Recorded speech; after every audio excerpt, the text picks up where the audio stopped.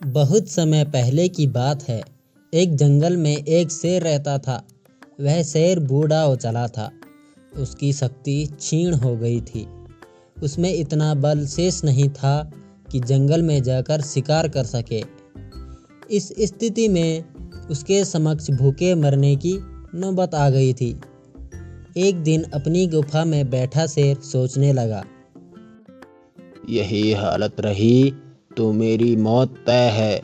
मुझे कोई ना कोई उपाय सोचना होगा ताकि बैठे बिठाए ही भोजन की व्यवस्था हो जाए। वह सोचने लगा और कुछ ही देर में उसे एक उपाय सूझ गया। एक चिड़िया की मदद से उसने पूरे जंगल में बीमार होने की खबर फैला दी।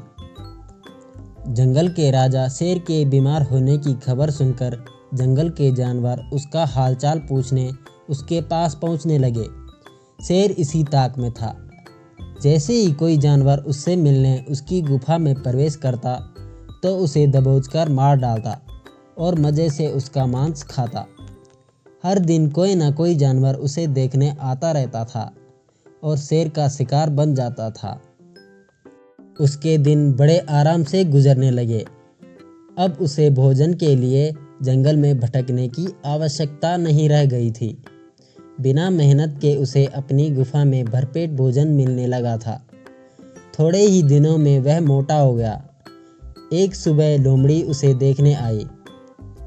लोमड़ी चालाक थी। वह गुफा के अंदर नहीं गई बल्कि गुफा के द्वार पर खड़ी होकर बोली,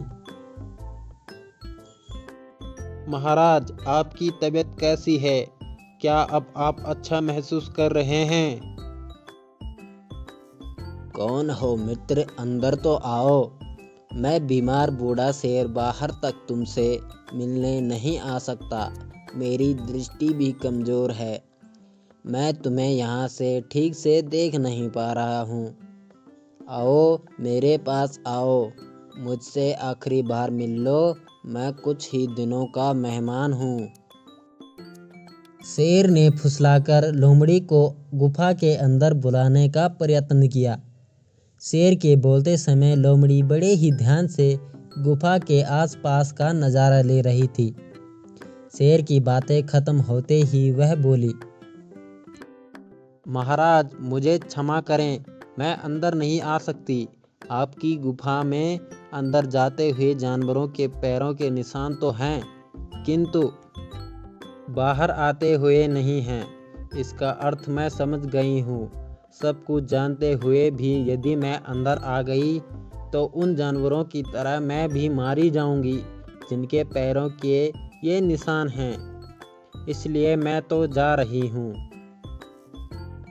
लोमड़ी ने जंगल में जाकर बूढ़े शेर की करतूत सभी जानवरों को बता दी। उसके बाद कोई भी जानवर शेर से मिलने नहीं गया। इस तरह अपनी बुद्धिमानी से लोमड़ी ने न सिर्फ अपनी जान बचाई बल्कि जंगल के अन्य जानवरों को भी शेर के हाथों मरने से बचा लिया। इस कहानी से हमें यह समझ आता है कि हमें हमेशा दिमाग से काम लेना चाहिए।